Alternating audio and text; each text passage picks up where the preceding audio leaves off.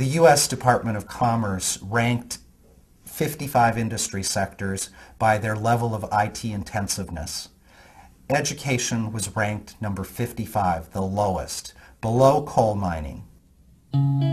For the last 100 years we've used the industrial narrative. Schools are like factories, it's an administrative process, it's about control and order. The kids are having a much more stimulating and rich environment outside of schools than they are in school.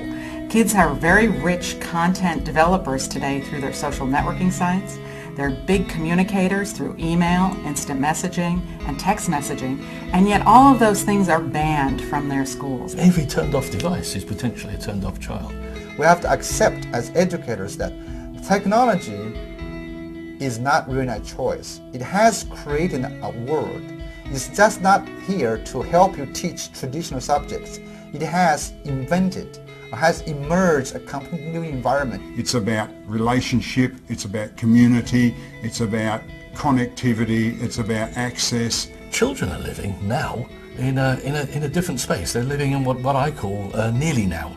And nearly now is that space that they text in, that space that they update their Facebook entries in, the space that they Twitter in, the space that is not quite synchronous. Now, it's a really interesting space because it's not adversarial, it's not pressured. It's a space where people can, it's all the R words, they can reflect and retract and research and repeat, it's a very gentle, I'll tell you what, it's a great world for learning.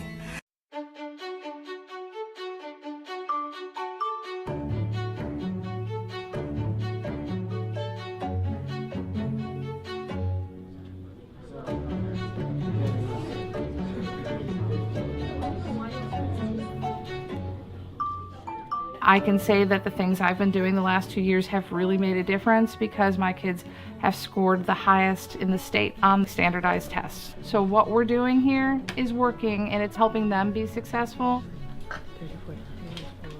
We define blended learning as the combination of digital content and activity with face-to-face content and activity. It sounds easy to blend, but it looks very different in every classroom. So if a teacher is using something that works really well in a face-to-face situation, they should continue to do that because it works well. If they can find something else that works better, is more efficient or more effective that's digital, then that would be implemented. What I have online could be completely different than what the biology teacher has online or what the physical education teacher has online. It just depends what you need those kids to have in order to understand what they need to learn. Okay, go ahead and get the laptops. And actually, anybody that's in the small group, come over here. I need you to get an iPad. Why I wanted to go to a more blended environment was so that I could figure out a way to differentiate instruction within the biology classroom, and I wanted a way to be able to work with students in small groups while other students are still engaged in content learning.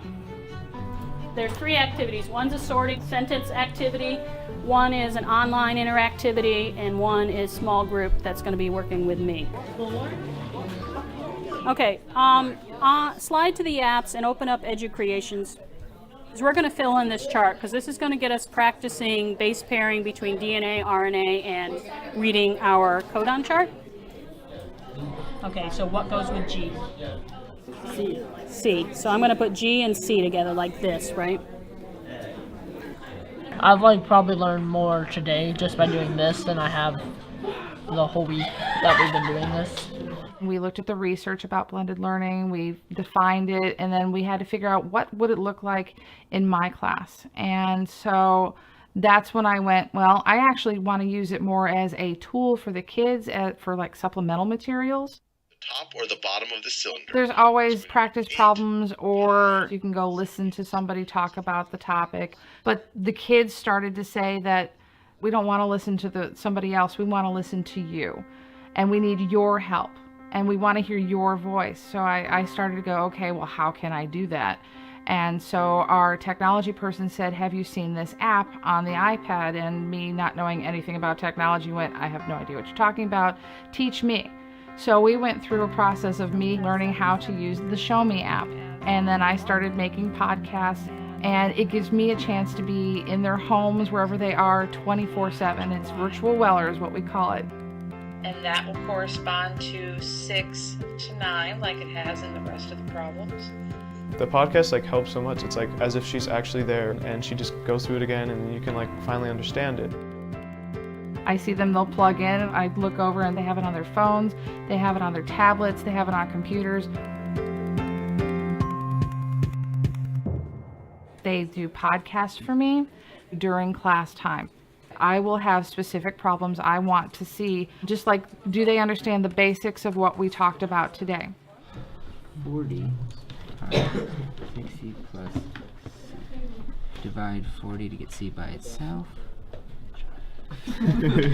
And C is equal to 45. Yeah! Oh yeah! For me, classroom time, direct instruction, investigations, discovery, that's all still part of teaching. It's not all online.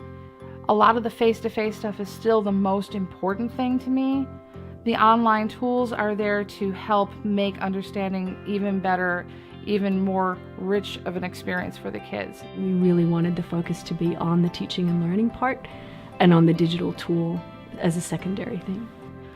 Kids don't always get it the first time, or the second time, or the third time, and this allows different ways for those kids to get it. The pass rate for my kids the first year was 75%, and the second year was 93%.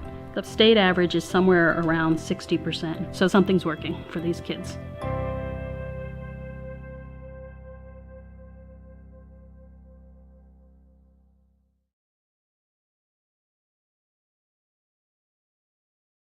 So, finish part B. Practice this again. Horns up. All right, and when you finish, your horns go up so that I can come around to check your work. You may work with your partner. Begin. I have learned how to begin harnessing the energy that a kid wants to apply to having a conversation with their friends about what they're going to do after school, to having a conversation with their friend about how to solve a problem. I want you to try out problem number 1 with your partner right now for the next 2 minutes. Go. Okay, got it. So we do Y2. The groups that I build throughout the year are based on data that I have on the kids. Essentially, several summative assessments, their benchmarks, their quarterly assessments, their measure of academic progress score, and also based on someone, this flies contrary to what a lot of people will want to do, I will intentionally group a kid with a friend. Where does the third one go? So the third one goes 2 more after 18. I've learned to leverage the fact that a scholar in the classroom really cares about their best friend and they want them to be successful, that when one of them is experiencing some difficulty, but the other one is starting to understand, it really builds into that sense of team and collective responsibility and wanting everyone in the class to be successful.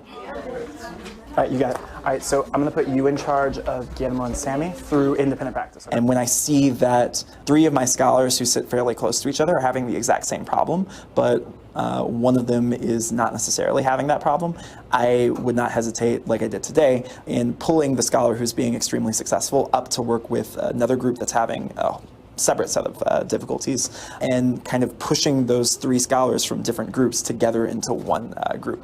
And then so it's the same thing with the bottom one too. It's just adding 1 instead of subtracting. By grouping those kids together instead of jumping from one group to the next and moving all over the classroom in order to accomplish essentially the same thing with several different groups of kids, I kind of put them together into one group and was able to deal with it then. I want you to talk to each other, and I want to see if you can explain back to each other how we ended up at 811 here, how we knew to get there.